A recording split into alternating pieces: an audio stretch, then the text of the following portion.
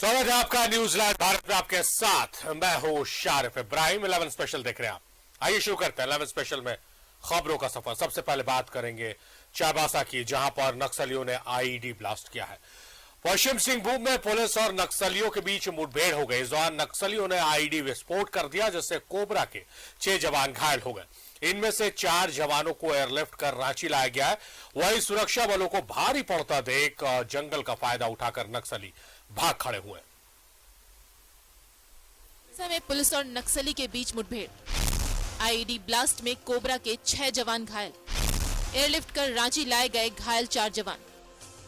पश्चिमी सिंहभूम में एक बार फिर नक्सलियों का कायराना करतूत सामने आया है। टोटो थाना क्षेत्र में तुम्बाका जंगल में सुरक्षा बलों और नक्सलियों के बीच मुठभेड़ हो गई। इस दौरान नक्सलियों ने आईईडी ब्लास्ट कर दिया, जिसमें कोबरा बटालियन के 6 जवान घायल हो गए, जिनमें से गंभीर हालत में घायल 4 जवानों को एयरलिफ्ट कर रांची लाया गया है। एक बार फिर नक्सलियों ने कायराना पूर्वक जो है वो हमला किया है और चाईबासा में आईईडी ब्लास्ट की गई है, जिसमें करीब 5 कोबरा के जो जवान हैं वो बुरी तरह से घायल हुए हैं।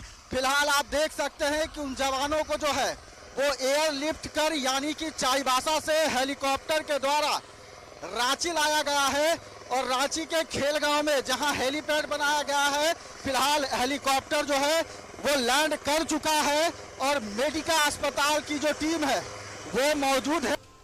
सुरक्षा बलों को सूचना मिली थी कि नक्सली किसी बड़ी घटना को अंजाम देने की फिराक में है। इसे लेकर टोटो के तुम्बाका जंगल में जुटे हैं। इसी सूचना पर सीआरपीएफ, झारखंड जैगुआर और कोबरा बटालियन के जवानों ने सर्च ऑपरेशन शुरू किया, लेकिन तुम्बाका जंगल में सुरक्षा बलों पर नक्सलियों ने अंधाधुंध फायरिंग शुरू कर दी, जिसका जवाब जवानों ने भी दिया। लेकिन इसी दौरान नक्सलियों ने आईईडी विस्फोट कर दिया, जिसमें 6 जवान घायल हो गए। वहीं सुरक्षा बलों को भारी पड़ता देख नक्सली घने जंगल का फायदा उठाकर भागने में सफल रहे। सेना को सूचना मिली थी कि चाईबासा के कुछ इलाकों में नक्सली छुपे हुए हैं और उसी दौरान जो सेना के लोग हैं, सीआरपीएफ कोबरा के जो लोग हैं, वो पहुंचे थे सर्च अभियान के लिए और उसी सर्च अभियान के दौरान आईईडी ब्लास्ट हुई है और आईईडी ब्लास्ट में करीब 5 जो जवान हैं वो पूरी तरह से घायल हो गए हैं। जिन जवानों को एयरलिफ्ट कर रांची लाया गया है, उनमें अजय लिंडा, शाहरुख खान, भरत सिंह और मुकेश कुमार सिंह का नाम शामिल है। फिलहाल चारों जवान का इलाज रांची के मेडिका अस्पताल में चल रहा है, जहां सभी की हालत खतरे से बाहर बताई जा रही है। वहीं दूसरी ओर पश्चिमी सिंहभूम में सुरक्षा बलों ने सर्च ऑपरेशन तेज कर दिया है। न्यूज 11 भारत के लिए चक्रधरपुर से रुपेश के साथ रांची से सत्यव्रत किरण की रिपोर्ट।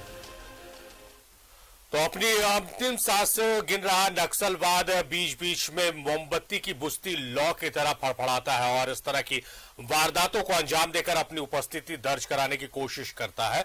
लेकिन सुरक्षा बलों के हौसले इन तमाम घटनाओं से कमजोर नहीं होते, बल्कि दोगुनी ताकत से वो नक्सलवाद के खात्मे के लिए फिर जंगलों में निकल पड़ते हैं। हम चर्चा में जुड़ेंगे, हमारे सहयोगी हमारे साथ लाइव जुड़े हुए हैं। हमारे साथ रुपेश प्रधान हमारे साथ जुड़े हुए हैं चकंदरपुर से और रांची से हमारे साथ सत्यव्रत किरण हमारे सहयोगी जुड़े हुए हैं। सत्यव्रत के पास पहले चलते हैं, क्योंकि जवानों की जो हालात के लेटेस्ट अपडेट है उससे भी अपने दर्शकों को हमें रूबरू कराना है। 4 जवानों को एयरलिफ्ट कर लाया गया है सत्यव्रत, यहां पर मेडिका अस्पताल में उनका इलाज चल रहा है। क्या जानकारी मिल पाई है उनके हालात के बारे में, क्योंकि कुछ जो जवान है हमारे वो गंभीर रूप से जख्मी थे बताया जा रहा है, तो उनकी क्या कुछ हालात है, किस तरह से डॉक्टर्स की टीम मॉनिटर कर रही है? तो देखिए, बिल्कुल एक बात सही कहा सारिफ आपने कि लंबे लड़ाई के बाद अब जो सेना के लोग हैं, सीआरपीएफ कोबरा बटालियन के जो लोग हैं, वो नक्सलियों पर काबू पा चुके हैं और जो कुछ बचे कुचे नक्सली हैं वो समय समय पर अपनी उपस्थिति दर्ज कराने के लिए इस तरह का कायराना हरकत करते हैं। चाईबासा में नक्सलियों के द्वारा जो आईईडी ब्लास्ट किया गया, उसके बाद तुरंत जो घायल जवान थे उन्हें एयरलिफ्ट कर हेलीकॉप्टर के माध्यम से बीएसएफ के हेलीकॉप्टर से सीधे रांची के खेलगांव लाया गया था और पहले से ही खेलगांव में हेलीपैड के पास जो है वो सीआरपीएफ के लोग मौजूद थे, मेडिका अस्पताल की टीम मौजूद थी और जैसे ही जब जवान घायल जवानों को लाया गया खेलगांव, तुरंत उन्हें इलाज के लिए जो है वो अस्पताल ले जाया जिन 4 जवानों को, घायल जवान को रांची लाया गया था, उनमें से अजय लिंडा, शाहरुख खान, भरत सिंह और मुकेश कुमार सिंह शामिल है। फिलहाल 2 लोगों की हालत थोड़ी गंभीर बनी हुई है, लेकिन जो 2 जवान हैं वो पूरी तरह से ठीक ठाक है और मेडिका अस्पताल के चिकित्सकों ने भी कहा कि डरने की कोई बात नहीं है। सभी जो जवान हैं वो बहादुर हैं और डटकर नक्सलियों का सामना किया है। फिलहाल उनकी तबीयत ठीक है और हो सकता है कि कुछ दिनों बाद उन्हें छुट्टी मिल जाएगी। तो एक बड़े घटना को अंजाम देने की कोशिश की गई थी कायर नक्सलियों के द्वारा, जिसका मुंह तोड़ जवाब दिया है कोबरा के बटालियन के जवानों ने। सारी हम भी यही आशा, उम्मीद, प्रार्थना, दुआ करते हैं सत्यव्रत की तमाम जो जवान हमारे घायल हैं वो जल्द स्वस्थ होकर अपने बटालियन में, अपने घरों में लौट जाए। हम रुक करेंगे रुपेश का, हमारे सहयोगी हमारे साथ चकंदरपुर से जुड़े रहे। रुपेश, आप जिस इलाके से रिपोर्टिंग करते हैं, आपने नक्सलवाद वहां देखा है कि एक्चुअल नक्सलवाद क्या होता है, किस तरह से नक्सली हावी रहते थे, किस तरह से घटनाओं को अंजाम दिया जाता था, किस तरह से दहशत का माहौल था। लेकिन इससे इनकार नहीं किया जा सकता 2 बातों से। पहले इस बात से कि लगातार पुलिस प्रशासन, फोर्सेस ने अभियान चलाकर नक्सलियों को बैकफुट में धकेल दिया है। दूसरी इस बात से इनकार नहीं किया जा सकता कि अब इन्हें नक्सली कहना शायद सही नहीं होगा। ये अपराधियों का एक समूह है जिनका एक सूत्री कार्यक्रम है कि किस तरह से लेवी वसूले, किस तरह से विकास कार्यों में बाधा बने, किस तरह से अपनी पैसे की उगाही कर अपने अपने परिवार का भरण पोषण करें और नीचे के जो कैडर है उनका शोषण कर सके। तो इन अपराधियों के मंसूबे पर पानी लगातार फोर्सेस फेरते आए हैं। लेकिन इस पर्टिकुलर घटना के बारे में जानकारी चाहेंगे रुपेश कि ये आईडी बम पहले से दबा कर रखा गया था या फोर्सेस के मूवमेंट की जानकारी नक्सलियों को थी और फोर्सेस को निशाना बनाने के लिए नक्सलियों ने आईडी बिछाई थी? जी सर, बिल्कुल। ये जो क्षेत्र है चाईबासा का, जो कोल्हान क्षेत्र है और जहाँ टोंटो थाना कोल्हान इलाका, जो कोल्हान का जंगल बोला जाता है, उस क्षेत्र में जैसे टोंटो और गोइलकेरा का जो सीमावर्ती क्षेत्र है, उस क्षेत्र में आजकल खासकर देखा जाए तो पिछले 2-3 महीनों से वहाँ भाकपा माओवादी के जो बड़े नक्सली नेता है उनका जमावड़ा का सूचना बीच बीच में आते रहता है। और पिछले करीब 2 महीने से देखा जाए तो उस क्षेत्र में लगातार सुरक्षा बलों द्वारा, जिसमें झारखंड जगुआर हो या सीआरपीएफ हो या कोबरा बटालियन, संयुक्त रूप से वहां लगातार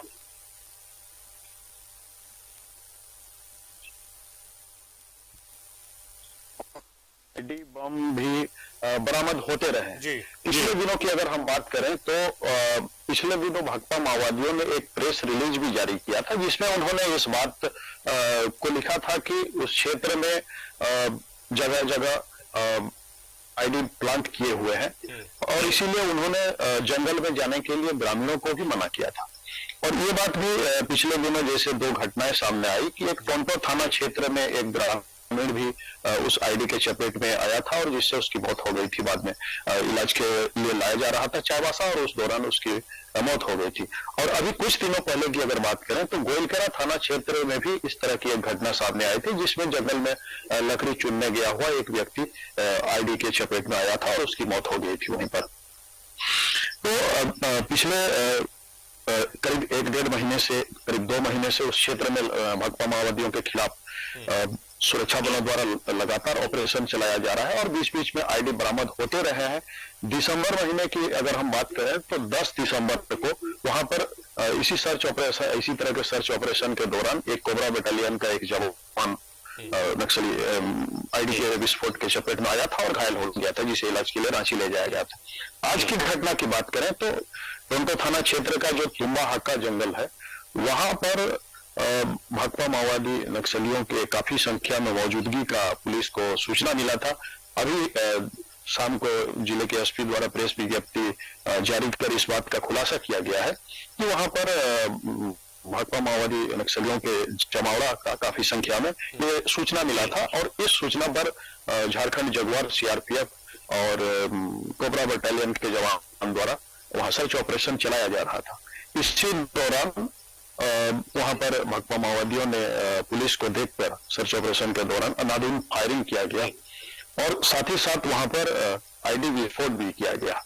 और आईडी विस्फोट का जो स्प्लिंटर का चपेट में आने से 6 जवान, पहले ये सूचना आ रही थी कि 5 जवान घायल हैं, लेकिन अभी पुलिस द्वारा जो खुलासा किया गया है, इसमें इस बात का खुलासा किया गया है कि 6 जवान घायल हुए हैं और उन्हें रांची इलाज के लिए ले दिया गया है और पुलिस द्वारा जैसे बताया गया है वो अभी खतरे से बाहर है, सुरक्षित है। और उस क्षेत्र में अभी सर्च ऑपरेशन फिलहाल जारी है और सुरक्षा बल वहां संयुक्त रूप से सर्च ऑपरेशन चला रहे हैं। जी सारी नक्सलियों का खात्मा ना हो जाए, सुरक्षा बल उनकी तलाश में जंगलों के खाक छानते रहेंगे। सत्यव्रत का रुख करते हैं। सत्यव्रत, जो नक्सलवाद के बारे में बताया जाता है, जो हम चर्चा करते हैं, जो नए लोग हैं, नए पत्रकार हैं, उनको हम बताते हैं कि किस तरह से जो नक्सलबाड़ी में एक आंदोलन की शुरुआत हुई थी, शोषण के खिलाफ, दमन के खिलाफ, अत्याचार के खिलाफ कुछ लोगों ने हथियार उठाया था और बगावत कर दी थी व्यवस्था के खिलाफ और वहीं से इसका बीज पड़ा था। लेकिन उस वक्त संगठन में एक विचारधारा थी और अब कोई विचारधारा नहीं है। एक तो स्प्लिंटर ग्रुप भाकपा माओवादी से टूट टूट कर PLFI, TPC, TSPC, आधा दर्जन से ज्यादा स्प्लिंटर ग्रुप्स बन गए और इसमें अब अपराधियों के समूह है और इनका एक ही सूत्री कार्यक्रम है कि ये जो विकास कार्यों में लगी हुई कंपनी, उनसे लेवी वसूलेंगे, गांव में दाखिल हो जाएंगे और ग्रामीणों से मारपीट के उनसे खाना बनवाएंगे, खाएंगे और फिर जंगल का लाभ उठाकर वो भाग जाएंगे। दूसरी तरफ पुलिस लगातार कार्रवाइयां कर रही है, सरेंडर्स हो रहे हैं, जो बागी नहीं मान रहे उन्हें मार भी गिराया जा रहा है। पिछले साल बहुत बड़े बड़े इनकाउंटर्स हुए, बहुत बड़े नक्सलियों को मार भी गिराया गया, बहुत बड़े नक्सलियों ने हथियार भी डाल दिया। तमाम जो नक्सली हथियार डालते ही अरेस्ट होते हैं वो इस बात की वकालत करते हैं कि संगठन में अब किसी भी तरह की विचारधारा नहीं है, सिर्फ शोषण है। तो शोषण के खिलाफ एक आंदोलन शुरू हुआ था और उसी आंदोलन से जो उपजे नेता थे वो अब खुद जो कैडर है उनका शोषण कर रहे हैं। तो कहां नक्सलवाद, कहां विचारधारा, ये तो सिर्फ गुंडों का एक समूह बनकर रह गया। आपने कि जिस विचारधारा के साथ नक्सलवाद की शुरुआत हुई थी अब वो पूरी तरह से खत्म हो चुका है, क्योंकि राज्य सरकार के द्वारा जो आत्मसमर्पण नीति लागू किया गया उसमें जो भी नक्सली अब सिलेंडर कर रहे हैं, आप देखेंगे उन नक्सलियों का यही आरोप लगता है कि जो नक्सल समाज है वहां अब फूट पड़ गया है और अब यह जो नक्सली है वो किसी विचारधारा से जो है वो लड़ाई नहीं कर रहे हैं, बल्कि एक गुंडे की तरह उनका काम होता है कि विकास कार्यों में जो ठेकेदार हैं, जो कंपनियां हैं, उनसे लेवी वसूला जाए। ग्रामीण क्षेत्रों में जाकर जिन ग्रामीणों के लिए, जिन शोषितों के लिए नक्सल की शुरुआत हुई थी वो विचारधारा नहीं रहा। अब ग्रामीणों को परेशान करना यही नक्सलियों का जो है वो काम रह गया है। और मैंने आपको बताया कि जिस तरह से एक लंबे लड़ाई के बाद सेना के, पुलिस ने, CRPF ने, कोबरा ने जिस तरह से नक्सलियों से लोहा लिया है, अब राज्य में नक्सल लगभग पूरी तरह से खत्म हो गया है। और आज जो IED ब्लास्ट की गई उसका यही मैसेज है कि वो नक्सली अपने उपस्थिति को दर्ज कराते हैं, समय समय पर वो बताते हैं कि वो है, जबकि उनका खात्मा हो चुका है। और जिस तरह से सेना के लोग लगातार जंगलों में जो है वो वैसे नक्सलियों का सर्च अभियान चला रहे हैं, वैसे नक्सलियों को खोज कर या तो उन्हें मारा जा रहा है या फिर सरकार, जो पुलिस के लोग हैं वो उन नक्सलियों से आग्रह कर रहे हैं कि अभी भी जो गुंडागर्दी है, जो विचारधारा खत्म हो गई है और अब जो गुंडागर्दी की तरह लेवी वसूलना, ग्रामीणों को परेशान करना जो नक्सलियों का काम रह गया है, अब उस काम से तौबा कर ले और सरकार के साथ आए, विचारधारा से जुड़े। तो अब नक्सलियों का खात्मा लगभग जो है वो पूरा हो चुका है। और जिस तरह से लगातार सेना के लोग मुंहतोड़ जवाब दे रहे हैं, आज की घटना में काफी घंटे तक जो है वो नक्सलियों के साथ कोबरा के बटालियन की जो है वो मुठभेड़ जारी रही। तो वैसे में नक्सलियों को पीछे हटना पड़ा, यानी कि एक विचारधारा की लड़ाई लड़ने वाले जो नक्सली हुआ करते थे अब वो नक्सली नहीं रहे, बल्कि ग्रामीण क्षेत्रों में एक मामूली गुंडे की तरह जो है वो लोगों को परेशान करना और कंपनियों से पैसा वसूलना, लेवी लेना, यही अब नक्सलियों का काम रह गया है। सारिफ बिल्कुल सही कहा आपने सत्यव्रत की नक्सलियों का अब यही काम रह गया है और नक्सली कहीं ना कहीं हतोत्साहित है। जिस तरह से फोर्सेस लगातार हावी हो रही है, लगातार अरेस्टिंग्स हो रही है, लगातार नक्सलियों को इनकाउंटर मार गिराया जा रहा है, बड़े नेता सरेंडर कर रहे हैं सरकार की आत्मसमर्पण नीति से प्रभावित होकर, तो कहीं ना कहीं कमजोर पड़ गए नक्सली और इस तरह की वारदात को अंजाम देकर अपनी उपस्थिति दर्ज कराने के फिराक में रहते हैं, लेकिन उनके इरादे कामयाब नहीं होंगे। रुपेश का हम रुक करते। रुपेश, मुझे याद है कि रिपोर्टिंग के दौरान सारंडा जंगल कवरेज के लिए मैं गया था और उड़ीसा बॉर्डर तक मैं गया था, नोवा मुंडी किरुबुरु का ये इलाका। उस वक्त 2015 की मैं आपको बात बता रहा हूं, दहशत रहती थी वहां पर, दिन के समय भी दहशत रहती थी, दूर दूर तक फोर्सेस नजर नहीं आते थे। लेकिन उसके बाद से लगातार जिस तरह से आप लोग खबरें भेजते हैं, सारंडा के जंगल के अंदर से खबर आप भेजते हैं, बहुत खूबसूरत वहां फॉल है, उसकी तस्वीरें आएगी, किस तरह से वहां फोर्सेस पहुंच गई है, वहां पर्यटक भी पहुंच रहे हैं। आपकी नजर से हम जानना चाहेंगे कि हाल के दिनों में 5-10 सालों में किस तरह से बदलाव आया है उस इलाके में।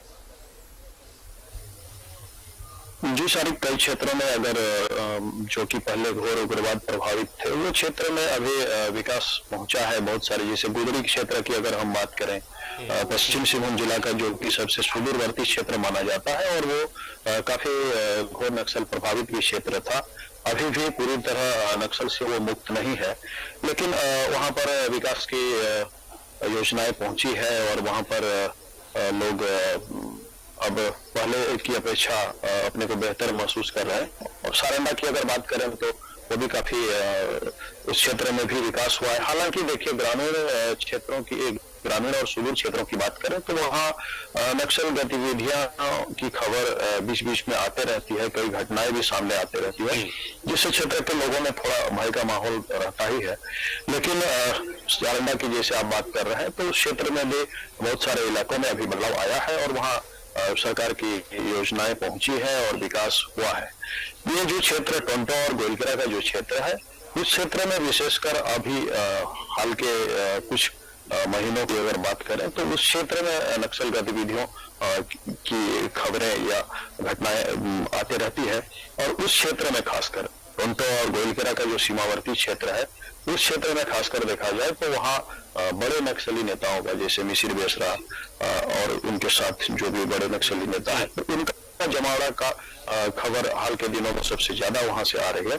और उस क्षेत्र में इसी को देखते हुए सुरक्षा बलों द्वारा लगातार ऑपरेशन चलाया जा रहा है। लेकिन अपने सुरक्षा के लिए या पुलिस और सुरक्षा बलों को निशाना बनाने के लिए कहें तो वहां पर आईडी काफी भारी मात्रा में क्षेत्र में इधर उधर भाकपा माओवादियों द्वारा लगाया गया है, जिसका खुलासा खुद उन्होंने प्रेस विज्ञप्ति जारी कर किया है। और ये पुलिस और सुरक्षा बलों के लिए वहाँ चुनौती बन रही है कि किस तरह से ऑपरेशन में वो आगे बढ़े और उन तक पहुंच पाए। ये उनके लिए एक बड़ी चुनौती बन रही है सारी। चलिए, चुनौती तो है रुपेश, लेकिन जिस स्ट्रैटेजी के साथ सीआरपीएफ और जिला पुलिस के साथ समन्वय बिठाकर आगे बढ़ रही है, उम्मीद की जानी चाहिए कि ये क्षेत्र जो है जल्द नक्सल मुक्त हो जाएंगे। और हम भी अपने चैनल के माध्यम से तमाम लोगों से अपील करते हैं, जो लोग मुख्य धारा से भटक गए हैं, जंगलों में खाक छान रहे हैं, वो मुख्य धारा में आए। सरकार की आत्मसमर्पण नीति आपका इंतजार कर रही है और आप संगठन में रहकर कोई बदलाव, कोई क्रांति नहीं कर सकते। आप मुख्य धारा में जब आएंगे, आपकी आवाज जहां पहुंचनी है सरकार तक पहुंचेगी, तभी गांव का विकास होगा, जंगलों का विकास होगा और जंगल बचाए जा पाएंगे। बहुत शुक्रिया रुपेश आपका, बहुत शुक्रिया सत्यव्रत आपका। आप दोनों ही सहयोगी हमारे साथ जुड़े रहे, आप दोनों ही सहयोगियों का बेहद शुक्रिया।